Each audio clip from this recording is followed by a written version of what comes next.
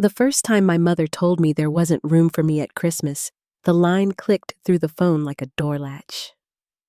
The kitchen light above my off-campus sink hummed, turning the counter a tired shade of yellow.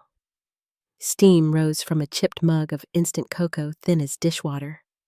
Outside, sleet needled the window, tapping a rhythm that felt too pointed to be weather. I pressed the phone to my ear and said I could sleep on the couch. She filled the silence with reasons: Grandma's hip, too many cousins, not enough beds, each one as neat as folded napkins. When the call ended, my little apartment felt louder than the whole house I'd just been barred from. Before I go on, tell me where you're listening from down in the comments. And if you've ever been told you didn't belong in your own family, hit that like button and share this with someone who'll understand. Make sure you're subscribed so you never miss the next chapter of stories like this. To understand how that one sentence rearranged my life, you need to know how the ground had been shifting for years. I grew up under a roof of quiet rules and louder expectations in a brick colonial outside Boston with an oak table that bore the family's entire weight. My father, Thomas, was a high school principal who measured worth in grades and posture. My mother, Jennifer, taught English and could catalog a person's value by their diction and shoes. My brother Jackson learned early that the house turned toward him like flowers to a window. He had an easy grin and shoulders made for team photos. I had checklists, stacked notebooks, and a habit of reading the fine print twice. The imbalance never arrived with thunder. It seeped in like cold air under a door. When I set up a lemonade stand at 8, then 2 more up the block, and split profits with neighborhood kids, my mother called it cute a summer phase. When I printed babysitting cards at 13 and scheduled 3 families on a Saturday, my father patted my head and warned me not to get carried away. But when Jackson scraped by with a B+ in a class he rarely attended, there were high fives, a celebratory pizza, and talk about effort as if it were a medal. At the oak table, praise came with a map that always routed around me. Jackson tried so hard. College is a stretch, but he's got heart. The subtext met my eyes like a porch light that never switched on. Ariana will be fine anywhere. She's the sensible one. Sensible was the neat little box they set on my plate while passing Jackson the roast. By junior year, I knew where I wanted to go, Wharton, because I had spreadsheets of scholarships and pages of notes about programs that taught more than just theory. The night Jackson needed help transferring out of his state school, the living room became a command center. Tuition comparisons, application deadlines, flights for campus visits. My parents worked the phones, then pulled out the credit card. When I asked for the same support, my mother said the budget was tight and suggested I apply to a good state school because, in her words, you'll shine anywhere, honey. There's a way to say you're capable that feels like love, and another way to say it that feels like the door closing behind you. I took a weekend job at a cafe, added 2 tutoring clients, and started keeping my own ledger tips, hours, goals in pencil, then pen. I learned to count the small victories, a scholarship that covered books, a manager who taught me the register's secrets, a late bus that forced me to run in the rain and arrive breathless, laughing at myself. The Wharton letter came in a white envelope with my name sharp as a bell. I stood under the porch light to open it because I wanted the moment lit. I got in partial scholarship attached. My father looked over the award and said, "That's going to be very expensive." The sentence didn't carry malice, only gravity. It still landed like a stone. I said yes anyway. I signed the loans. I stacked my schedule so tight it squeaked campus cafe at dawn, library desk, in the afternoon, front desk at a small hotel on weekends. I learned the warm voice you use when people stumble in at midnight with bad news in a suitcase. I learned thread counts and the exact angle a pillow needs to look like an invitation. I learned how to make a stranger feel held without touching their hand. It all felt like building something out of thin air. And then the Christmas call. "About Christmas, honey," my mother began, and with those 3 words I heard the careful script unroll. Aunt and uncle were coming, the cousins too. Grandma couldn't handle stairs now, so the living room had become a room. There just isn't space this year, she concluded, her voice soft with apology that didn't quite reach me. I offered solutions the way I always had: sofa, air mattress, sleeping bag, anything, but each idea was gently batted back toward me, a bird not allowed to rest. After the call, I didn't cry. I put on my coat and walked to the hotel for my shift. The December wind pressed my scarf against my mouth. The traffic threw light up the sides of glass buildings. In the lobby, a Christmas tree rose 2 stories tall, all white lights and silver ornaments, the kind of glow that turned strangers into guests. I worked the front desk until midnight, printed confirmations, calmed a woman whose flight had been canceled, and found a room for a grandfather who arrived with a paper bag full of prescriptions and a look that asked for mercy. When I got back to my apartment, I made cocoa again, thicker this time, and sat with it until it went cool. 2 days later, I made the mistake of opening Instagram. There they were, on my mother's feed, the house lit up, candles in the windows, the tree shimmering in the living room that had supposedly become a bedroom. Jackson smiled with his arm around a new girlfriend in front of the mantel where our stockings had always hung. The caption read, "Full house this Christmas," with a row of sparkling emojis that felt like a laugh. I set my phone face down on the counter and listened to the radiator hiss. That picture didn't break me. It did something steadier. It turned a vague ache into a straight line. Pain rearranged itself into a plan, the way furniture shifts in a room you need to love again. I volunteered for double shifts so the single parents on the team could be home. I learned back-of-house logistics from a manager who liked my questions. On Christmas Eve, I brought coffee to the housekeeping team and folded towels until my fingers were wrinkled. I liked the heat of the laundry room and the rhythm of cloth becoming crisp. I liked the way effort for once made something immediately softer. When the semester restarted, I moved through campus like someone who had put something heavy down and discovered she could still walk. Eleanor Matthews, a regional director who'd come in to consult, noticed I never left a guest standing alone at the desk with their hands empty. She taught me to read a lobby the way a conductor reads a score. She said, "People won't remember the thread count. They'll remember whether you saw them." I wrote it in my notebook and underlined it twice. I told myself the Christmas exclusion was a misunderstanding. I told myself next year would be different. I told myself that because believing otherwise felt like treason. The year I graduated, Jackson's transfer was old news, but the family script hadn't changed. At the oak table, my wins were interesting, but his milestones were banner-worthy. My offers came in operations trainee programs with health benefits and predictable ladders. Instead, I took a lower-paying role at a flailing boutique hotel because the woman in charge, Eleanor, said she would teach me everything. My father shook his head slowly, the way men do when they love you, but can't imagine the thing you're seeing. "A steady paycheck, Ariana. You're young. Be sensible." Sensible, always the word. Those early months at the Regal in Philadelphia taught me the math of grace. I woke at 5 to help strip rooms, then watched how maintenance triaged squeaky vents and leaky faucets like surgeons. I learned to greet vendors by name and ask about their kids. I ran occupancy forecasts and stayed late to check in a bus tour we weren't expecting. My shoes lived behind my desk because some nights my feet begged for mercy.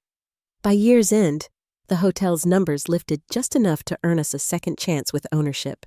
Eleanor's eyes crinkled when she smiled at the quarterly report. She slid a file across a sticky diner table and said, "You see angles. Most people only see walls. I called my parents that night because a part of you always calls home when something good happens." My father answered during a football game, the roar of a crowd blurring his words. I explained the turnaround and the potential for new properties. He said, "Sounds risky. Hotels fail all the time, and then you're smart. You'll land on your feet as if what I needed was a parachute instead of a runway." I told myself not to mind. I circled the numbers on my own. When we reopened our first full renovation, I walked through the lobby before dawn. The marble gleamed like ice. The florals smelled faintly of pepper and green things. I ran my fingertips over the brass letters on the wall, the Prescott, and felt a small current under my skin. I hadn't named it for them. I'd named it for me, the same letters, different meaning. Standing there, I realized a name can be a mirror or a door.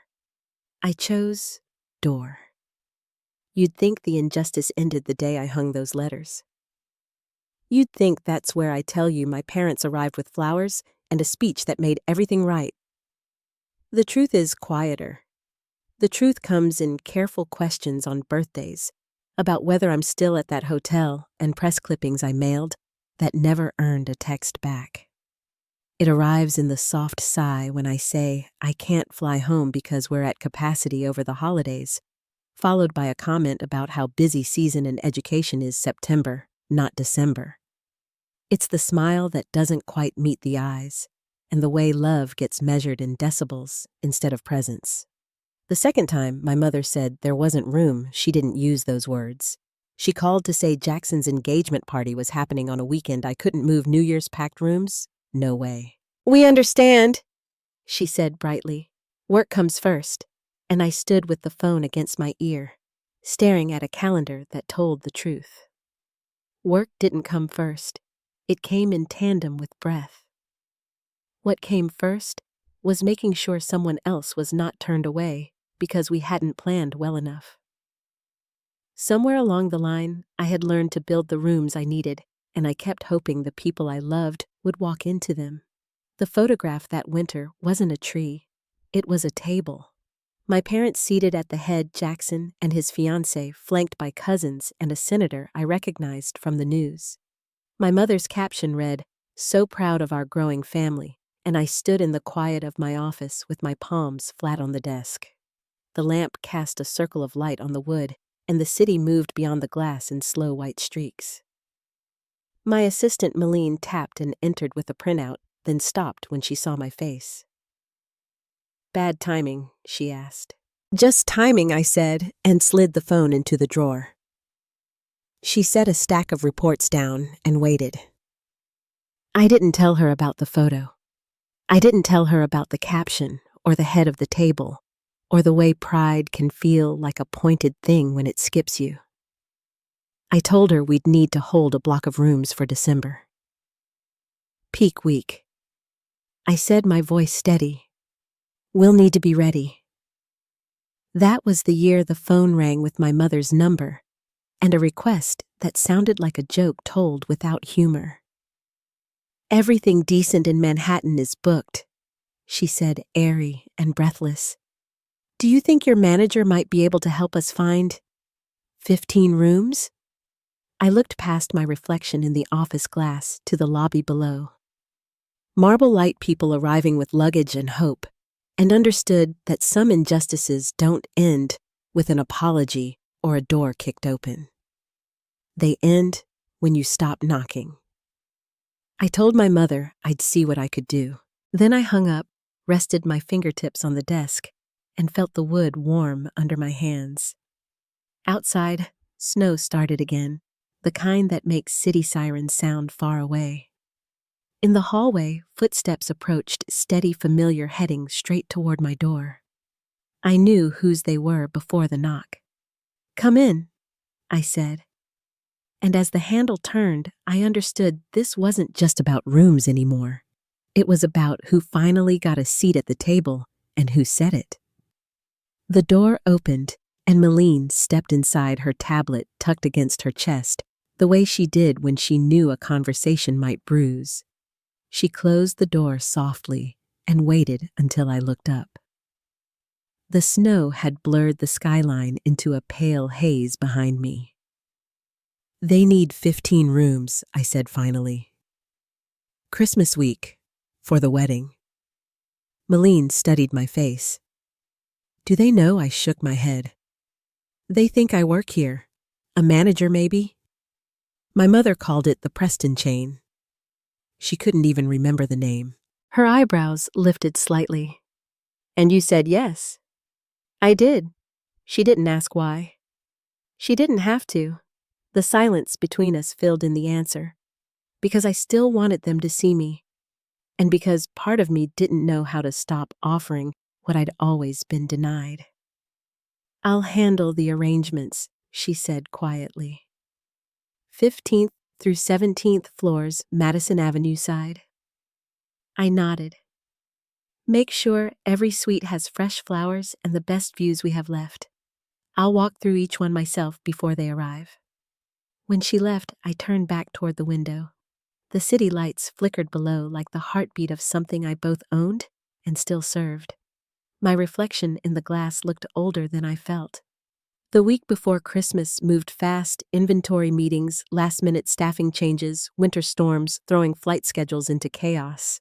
I filled the space between tasks with thoughts I tried not to name. Every so often, I caught myself picturing my parents stepping into the marble lobby, unaware they were standing in the place I'd built from the years they ignored. On the morning of their arrival, I couldn't focus. Even my coffee tasted metallic. I checked the rooms myself, white lilies in my mother's sweet champagne on ice, handwritten welcome cards addressed in our signature gold script. The air smelled faintly of cedar and citrus polish. Everything gleamed the way I'd once wished I could. James called just before noon. You sure you want to be there when they check in? He asked. I have to be. You don't owe them a show, Ari. I'm not showing off, I said. I just need to see their faces. Once. He exhaled on the other end, a sound halfway between sympathy and warning. Then be the woman you already are, not the daughter they failed to see. By the time I reached the lobby, the staff was ready. The revolving doors turned constantly guests arriving in coats dusted with snow bellmen in dark uniforms moving like clockwork. I stood near the reception desk, pretending to review schedules, though my eyes kept darting toward the entrance. Then they appeared. My father, first carrying a scuffed leather briefcase. My mother followed in a wool coat the color of pearl, her handbag clutched like an anchor. They paused just inside, taking in the chandeliers and marble floors with the tentative awe of people who weren't sure if they belonged. I stepped forward before I could think better of it. Welcome to the Prescott, I said, extending my hand. I'm Ariana Prescott. My mother's smile froze halfway. Ariana?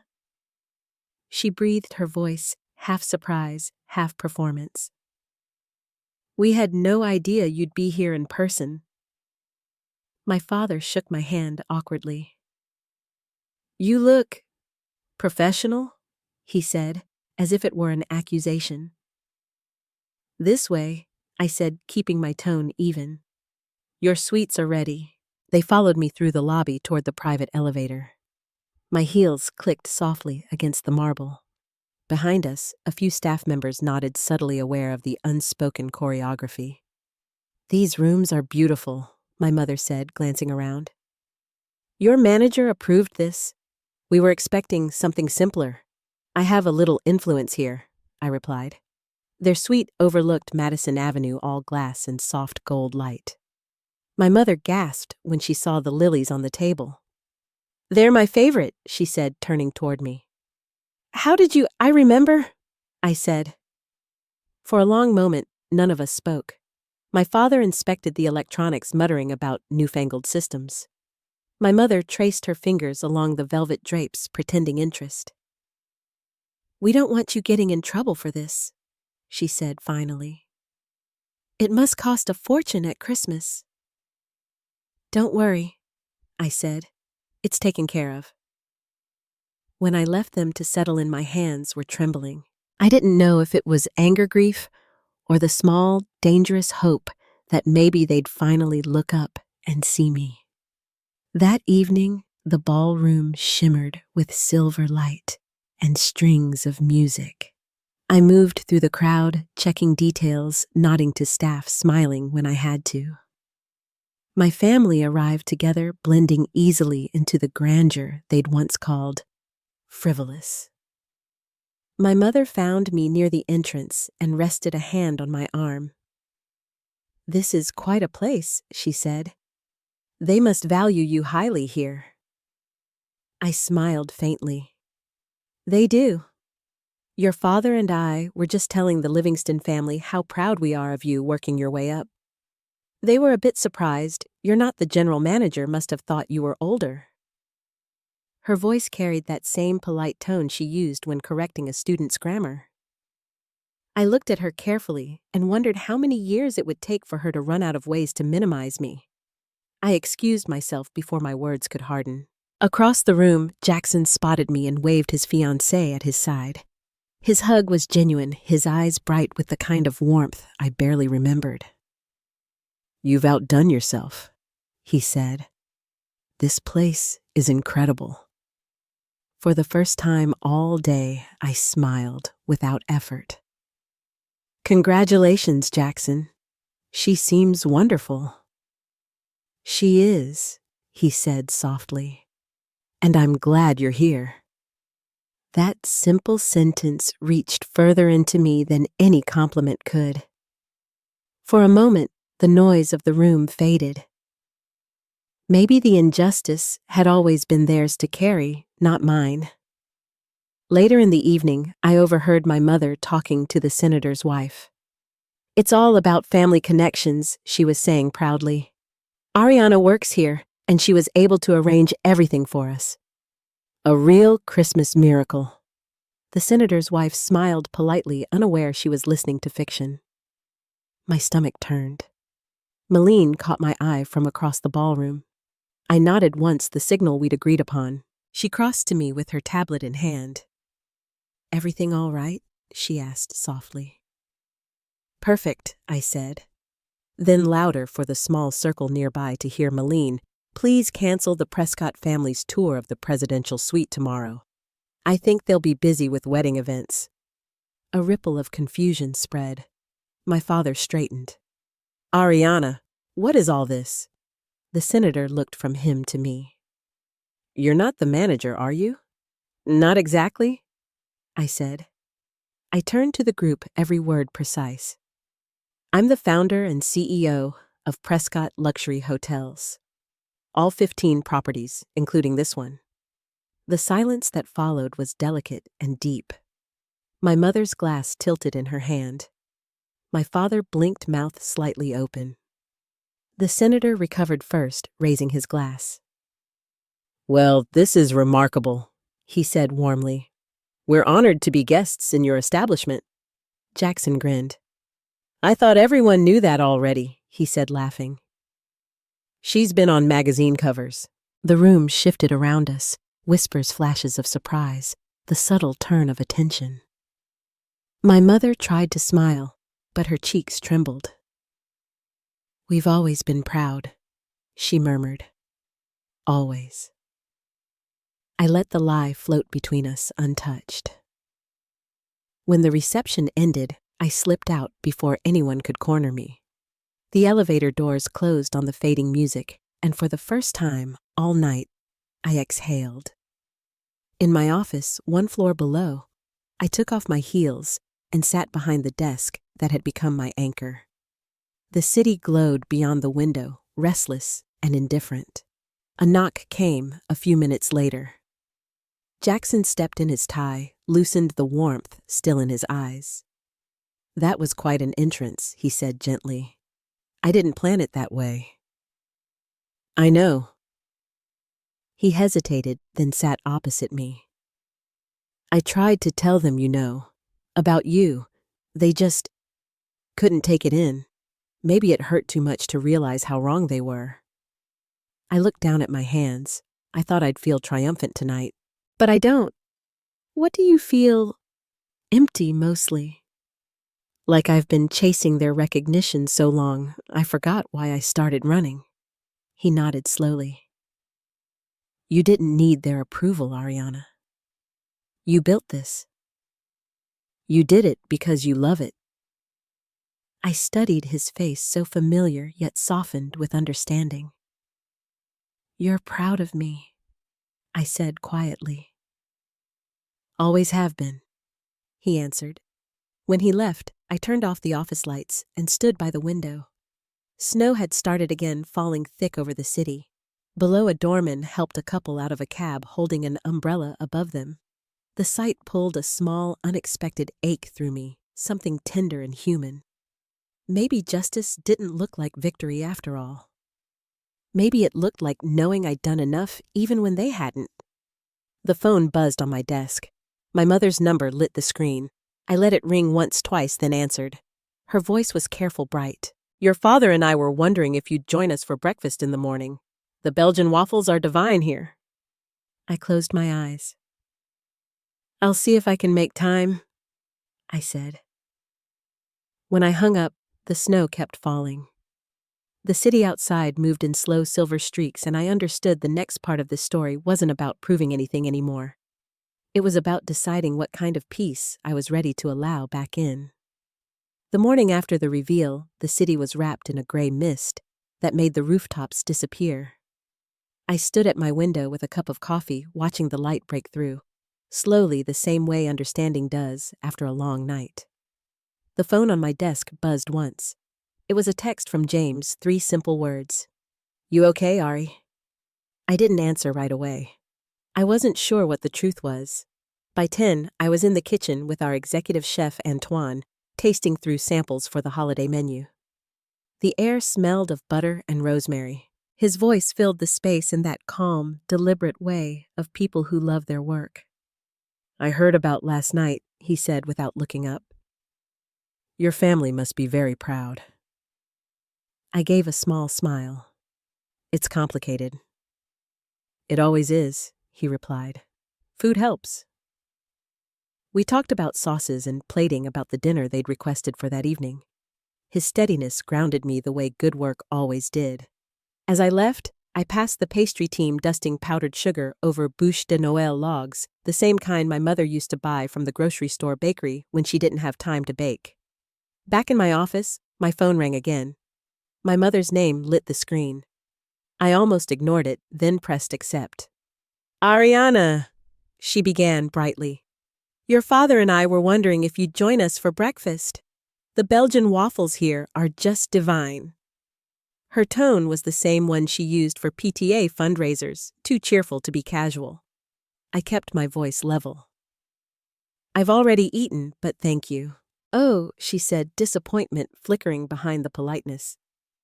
"Well, perhaps later you could show us around. We'd love to see the hotel through your eyes." "I have meetings most of the morning," I said. "But I'll see you at dinner tonight."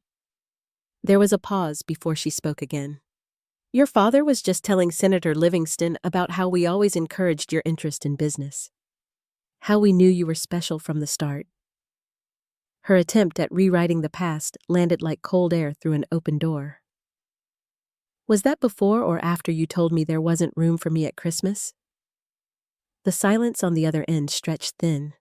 When she finally spoke, her voice was smaller. "Ariana, that was a misunderstanding. We were so crowded that year." "I saw the pictures," I said quietly. "The living room was full of people who weren't me." Another pause, then a sigh. "That was a long time ago. Surely you don't still hold a grudge over one holiday." "It wasn't just one," I said. "But you're right. It was a long time ago. I'll see you tonight." When I hung up, I stayed seated for a while, staring at the framed photo of our first hotel opening, the original Prescott, the one I'd named for myself. The flowers on my desk had wilted overnight, their petals curling in on themselves. Malene stepped in quietly, setting a folder down. "Everything okay? It will be," I said, though I wasn't sure yet if that was true. The day moved like water, slow and heavy. I spent the afternoon walking through banquet spaces, approving final details for the wedding and the private dinner I'd arranged for the families. The maple room had been transformed, white candles, winter greenery, soft light against mahogany walls. Every setting was perfect, almost too perfect, the way control sometimes masks pain. At 5, I went upstairs to change. The black dress I chose was simple, elegant, without sparkle or armor. James arrived as I was finishing my makeup. He stood behind me in the mirror, his hands steady on my shoulders. "You don't have to face them alone," he said. "I know," I replied, meeting his eyes in the reflection. "But I think I need to." The maple room glowed that night. The air carried the scent of pine and vanilla. The Livingston family arrived first, gracious and polished.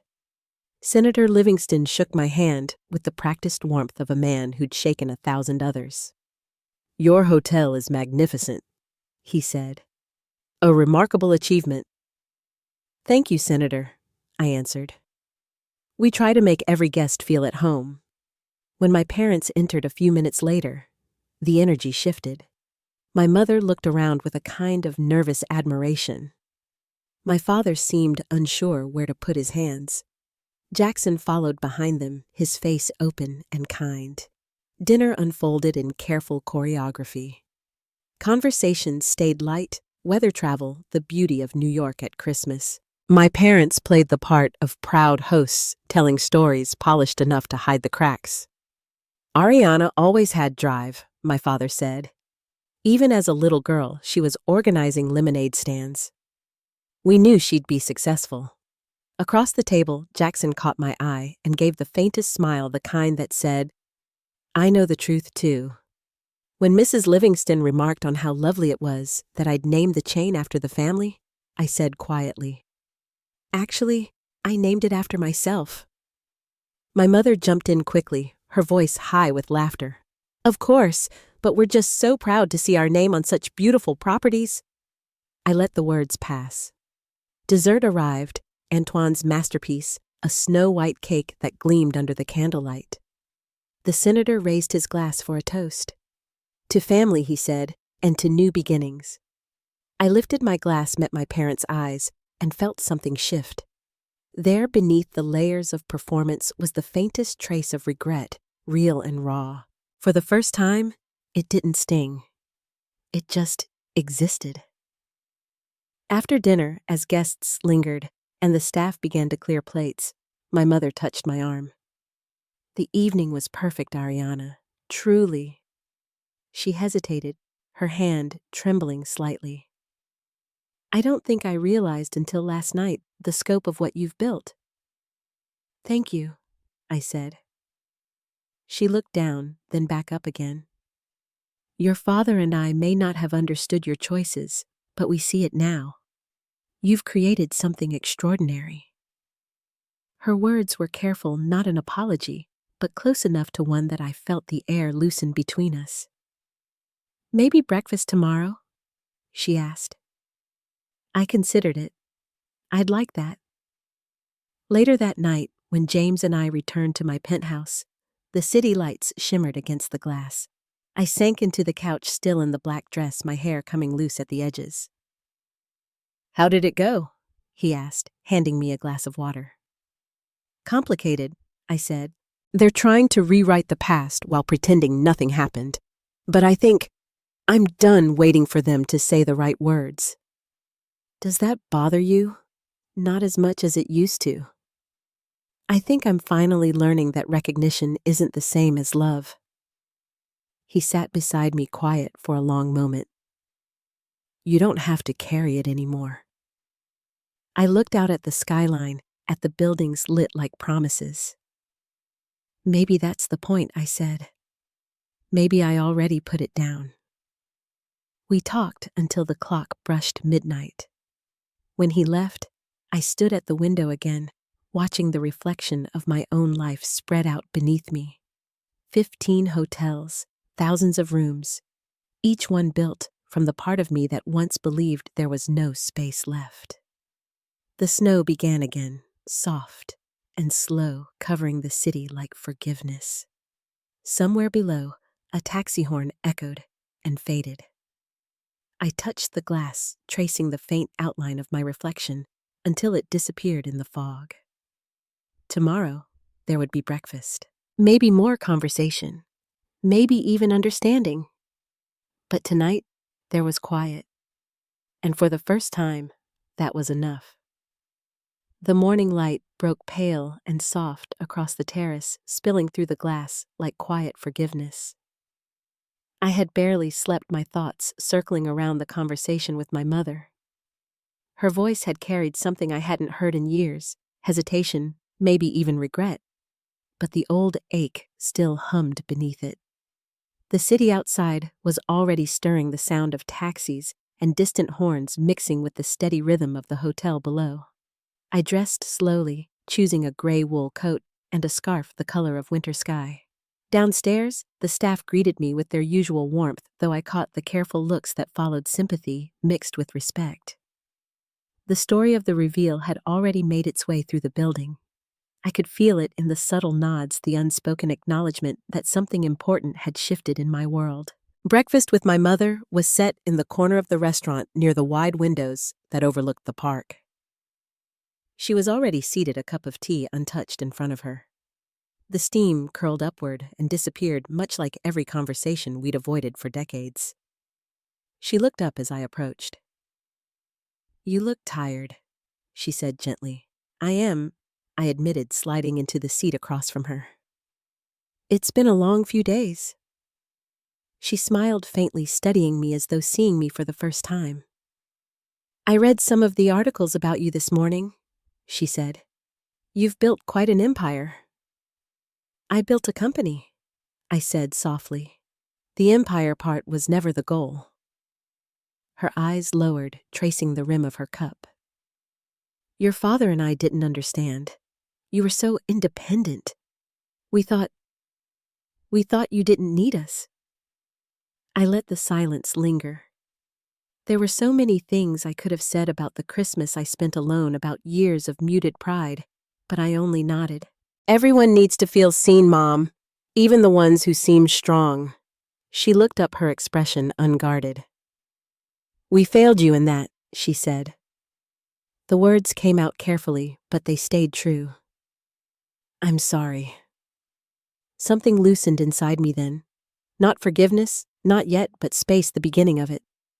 "Thank you," I said, and I meant it. We talked through breakfast, not as mother and daughter mired in history, but as two women trying to understand who they'd become. She asked about the hotels, about Eleanor, about James. She laughed softly when I described the early days of folding towels and unclogging drains. "Your father would have never imagined his daughter doing that kind of work," she said. "But I can see now that it taught you everything." When we stood to leave, she reached out and touched my sleeve. "I'd like to start over," she said quietly. "If you'll let me." I hesitated, then placed my hand over hers. "We can try," I said. Later that morning, I walked through the lobby as snow began to fall outside. Guests hurried past with shopping bags and scarves, their laughter echoing off the marble floors. For a moment, I stood near the tree in the center of the room, its lights blinking softly against the glass ornaments. It was the kind of scene I'd spent years creating for others: beauty, warmth, belonging. For the first time, I felt like I belonged in it too. By afternoon, the hotel was alive with preparations for the wedding. Malene handled the logistics with her usual precision, her earpiece tucked neatly behind one ear. "The Livingston family is requesting extra seating near the front," she said, scanning her tablet. "Do you want to approve the new layout?" I smiled. "If they're happy, that's all that matters." She studied me for a moment. "You're different today," she said. "Maybe I'm just tired of carrying old stories," I replied. She nodded, understanding, without another word. That evening, the grand ballroom glowed like a winter dream. White roses lined the aisle, and crystal chandeliers shimmered above the crowd. I stood in the back for a moment before taking my seat, watching as Jackson waited near the altar, his face calm but full of anticipation. Sophia appeared a few minutes later, radiant in lace and soft light. The music swelled, and every breath in the room seemed to still. When she reached him, Jackson's hands trembled slightly as he took hers. I felt something tighten in my chest, a quiet pride, not just for him, but for how far we'd all come from that narrow vision of family that once defined us. The ceremony moved like a song, vows, promises, laughter breaking through tears. When it ended, applause filled the room, and I realized my own hands were shaking. James leaned close and whispered, "You okay?" "Yes," I said, smiling through the emotion. "For once, I really am." At the reception, the tables glimmered under candlelight. My father found me near the edge of the dance floor. He looked smaller somehow, his confidence worn down by something gentler. "Your mother told me about your breakfast," he said. "She said it went well." "It did," I said. He nodded, his gaze steady. "I should have listened to you all those years ago. I was too caught up in what success was supposed to look like." "Dad." "No," he interrupted softly. "Let me finish." He took a breath, the kind that comes before an apology that's been a long time coming. "I'm sorry, Ariana, for not seeing you, for not believing in you. I can't change what I did, but I'd like a chance to know the woman you became." His words hung in the air like fragile glass. I searched his face, the same one that used to glance past me at the dinner table. This time, his eyes didn't look through me. They looked at me. "I'd like that," I said. He smiled, then just barely, and extended his hand. When I took it, I felt something unclench in my chest. A small surrender, the kind that doesn't erase the past, but softens its edges. Later, when the music shifted to a slower song, my grandmother found me sitting by the window, her cane resting beside her chair. She had always been quiet, watchful, the kind of woman who saw more than she said. "I always knew you'd outshine them all," she said, matter-of-factly, her voice gravelly with age. "Even when you were little, you had that light. They just weren't ready to see it." I smiled, touched by her certainty. "You never told me that." She tapped her cane lightly against the floor. "Didn't need to. You knew it anyway." I looked toward the dance floor, where my parents swayed awkwardly under the chandeliers, their movements unsure but trying. My grandmother followed my gaze. "They loved you the only way they knew how," she said. "But that doesn't mean you have to shrink to fit it." Her words lingered long after she left my side. They reminded me that love, like light, doesn't always come from where you expect it reflects. It bends. It finds new paths. Near the end of the night, I slipped out onto the terrace for air. The city stretched beneath me, glimmering like 1,000 open windows. James joined me, draping his jacket over my shoulders. "Penny, for your thoughts," he asked, his breath visible in the cold. "I'm thinking about rooms," I said quietly. "All my life I've been fighting for space in this family, in this world, and somehow I ended up building entire buildings for other people to feel welcome in." He smiled, his hand finding mine. "Sounds like poetic justice." "Something like that," I said, leaning against him. "But I think I'm finally ready to stop defining myself by what they didn't give me."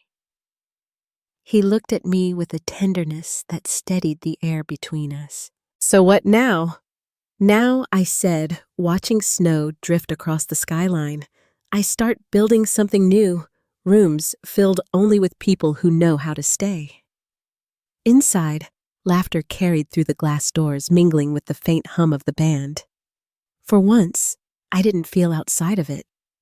I was part of something quietly on my own terms. And as the night deepened, I realized that justice wasn't about their regret. It was about peace, the kind that comes when you no longer need the apology to feel whole. The city woke under a sky brushed with pale gold, and for once, I didn't feel the need to rush into it. The snow from the night before had softened into slush along the sidewalks, the world washed clean by the quiet warmth of morning. From the terrace outside my penthouse, I could see the hotel entrance below, guests stepping out with scarves, bellmen calling taxis, the slow rhythm of another day beginning. The chaos of the past week had lifted like mist. What remained was calm.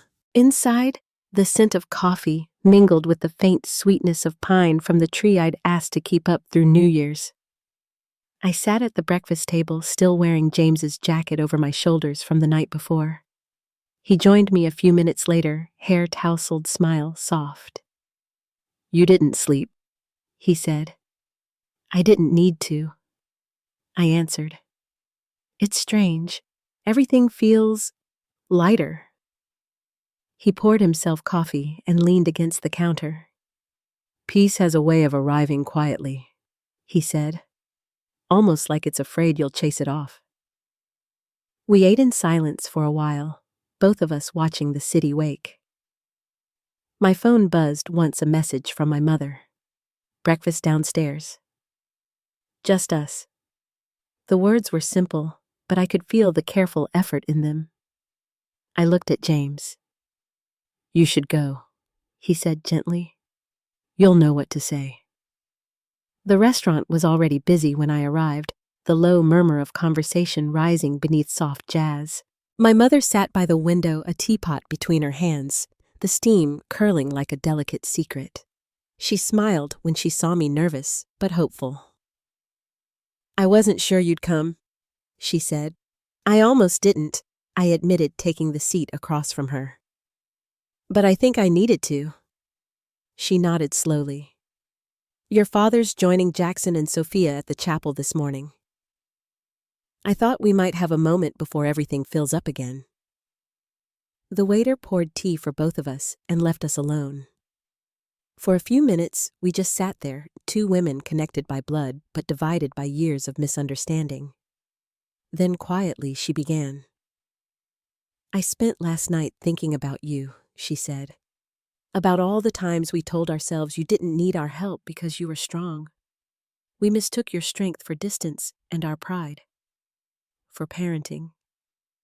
Her voice trembled slightly, but she didn't look away. "I'm sorry for that, Ariana. I can't undo it, but I can stop pretending it didn't happen." The apology settled between us like snowfall, soft, almost soundless, but deeply felt. I took a slow breath, the kind that makes space for something new. "I believe you," I said, "and that's enough." She smiled, relief brightening her face. "You're so much like your grandmother. Do you know that? Always steady, always seeing more than people think you do." She told me once, I said, remembering Margaret's words, that I didn't have to shrink to fit anyone's love. My mother nodded. "She said the same thing to me when I was your age." I wish I'd listened then. We ate in companionable quiet, after that, the kind that doesn't need filling. Before she left, she reached across the table and squeezed my hand. "Merry Christmas, sweetheart," she whispered. When she walked away, I stayed for a while, watching her blend into the crowd, not as the woman who'd once turned me away, but as someone finally learning how to meet me halfway. Later that morning, Jackson stopped by my suite before heading to the ceremony. He carried a small wrapped box and the same easy smile that had softened our family's hardest years. "This is from Sophia and me," he said. "We figured you'd never buy yourself anything sentimental." Inside was a photo in a silver frame, the three of us standing together at last night's reception, laughter mid-air, my parents blurred behind us in motion. "It's not perfect," he said, rubbing the back of his neck. "But maybe that's why it feels right." "It's more than perfect," I told him, my voice catching. He gave me a quick hug, warm and genuine. "You've always been the anchor, Ari.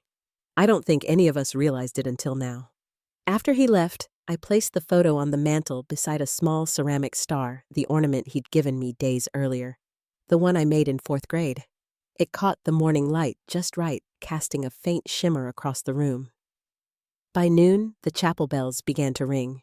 I stood by the window and watched guests file into the courtyard below their breath, visible in the cold air.